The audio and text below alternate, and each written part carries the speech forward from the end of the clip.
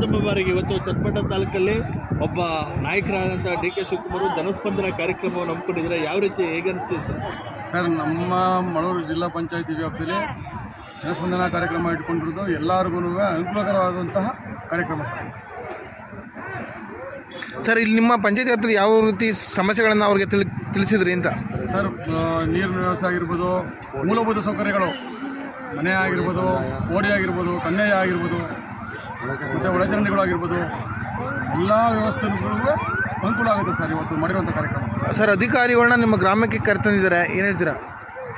Sir, ಅಧಿಕಾರಿಗಳು ನಾವೇನು ಹೇಳ್ತೀವಿ ಅಂತಂದರೆ, ಅಧಿಕಾರಿಗಳು ಇವತ್ತಿನವರೆಗೂ 8 ವರ್ಷದಿಂದ ಏನೂ ಕೆಲಸಗಳಾಗಿರಲಿಲ್ಲ. ಇವತ್ತು ಡಿ ಕೆ ಶಿವಕುಮಾರ್ ಬಂದು ಇವತ್ತು ಜನಸ್ಪಂದನ ಕಾರ್ಯಕ್ರಮ ಒಂದು ಹಮ್ಮಿಕೊಂಡಿರೋ ದಿಸೆಯಿಂದ ಅಧಿಕಾರಿಗಳೆಲ್ಲ ಸ್ಪಂದಿಸ್ತಾ ಇದ್ದಾರೆ ಸರ್. ಅದೊಂದು ಹೇಳ್ಬಲ್ಲ ಸರ್. ಸರ್, ಇಷ್ಟು ಜನ ಚನ್ನಪಟ್ಟಣ ಮರ್ತ್ಬಿಟ್ಟಿದ್ರು ಅಂತ ಹೇಳ್ತಿದ್ದಾರೆ ಕೆಲವರೆಲ್ಲ. ಕೇಳ್ತಾರೆ ಸರ್, ಇವತ್ತಿನವರೆಗೂ ಚನ್ನಪಟ್ಟಣ ಮರ್ತ್ಬಿಟ್ಟಿದ್ದಾರೆ ಅಂತಂದರೆ 8 ವರ್ಷದಿಂದ MML ಮಾಡೋದಂಗೆ ಕೆಲಸಗಳೇ ಆಗಿರಲಿಲ್ಲ.